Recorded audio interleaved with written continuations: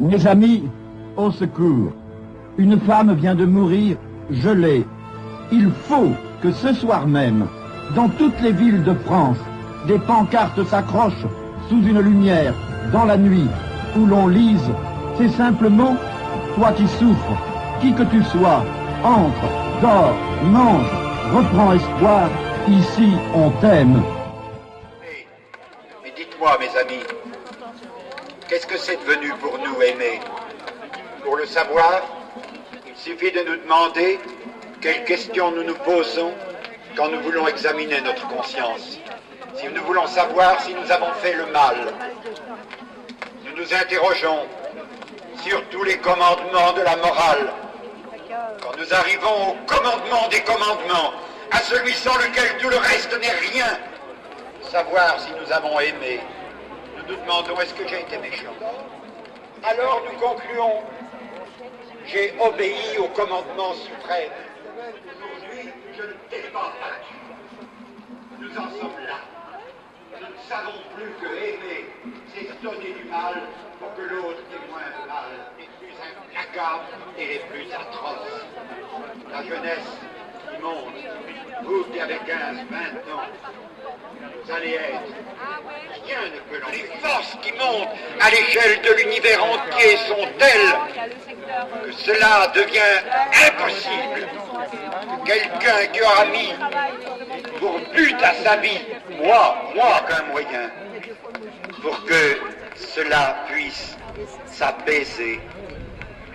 Il n'y a qu'un seul moyen, c'est celui que l'on voit faire ses preuves. L'amour qui renaît simplement parce que l'un et l'autre, ils se sont ensemble penchés sur le plus malheureux, sur le plus faible, sur le plus souffrant. Oh, qu'à perpétuité, ne faisant qu'augmenter les défiances et les peurs, s'il n'y a pas, on a su véritablement organiser sa vie et la vie des enfants dont on a la charge, de telle manière que ce soit une vie dans laquelle on met sa main dans la main du pauvre.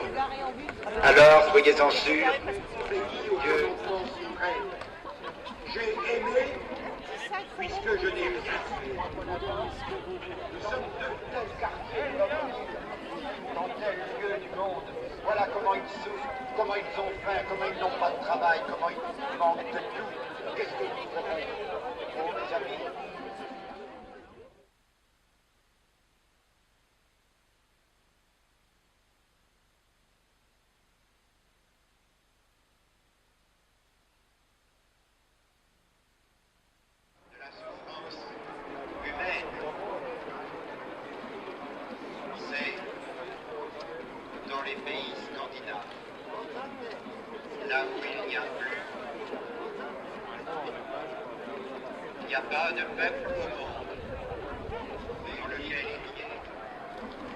La première pensée qui me vient, c'est de me dire, mais enfin, qu'est-ce qui a pu rassembler ainsi ce dont on aurait à parler tous ensemble?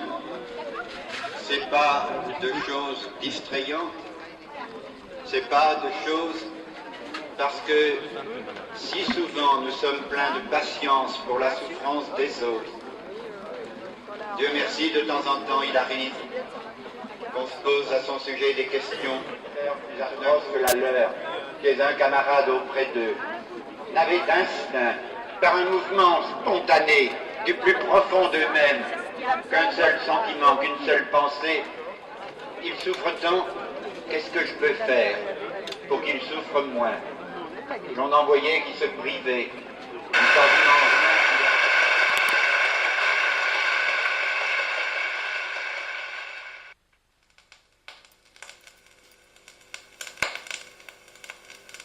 Oh mes amis, écoutez bien ceci. Nous vivons dans un peuple, dans une partie du monde où l'on proclame volontiers que la liberté subsiste, que la liberté ne soit pas vaincue par des régimes de tyrannie. Nous crions la grandeur de la liberté. Oui, c'est vrai, nous avons raison de le crier, parce que sans liberté, que reste-t-il qui vaille lorsque l'on parcourt les pays du sud de la terre? des décisions desquelles vont dépendre les lendemains du monde. Savez-vous ce que l'on voit? On voit que ces peuples du sud de la terre, innombrables, veulent légitimement, car ils en ont le droit et même le devoir, veulent trouver de l'efficacité rapide pour transformer leurs conditions de misère et de détresse. Et ils voient devant eux deux grands chemins qui s'offrent à eux. Le chemin que nous appelons de la tyrannie, et puis le chemin que nous appelons de la liberté.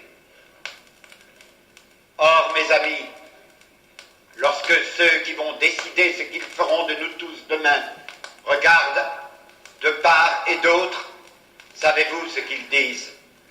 J'en ai entendu de partout me dire cela. Ils disent, oui mon père, nous ne l'ignorons pas, là où il y a des régimes de tyrannie, où l'on a en quelques dizaines d'années réalisé des progrès stupéfiants, nous ne l'ignorons pas, le quart, le tiers peut-être des peuples ont été broyés pour produire ces transformations miraculeuses. Mais, disent-ils, ayez la loyauté de regarder ce qui s'est passé chez nous dans notre misère, pendant les mêmes 40 années. Est-ce que la proportion des gens de chez nous qui sont morts broyés dans les tyrannies de la misère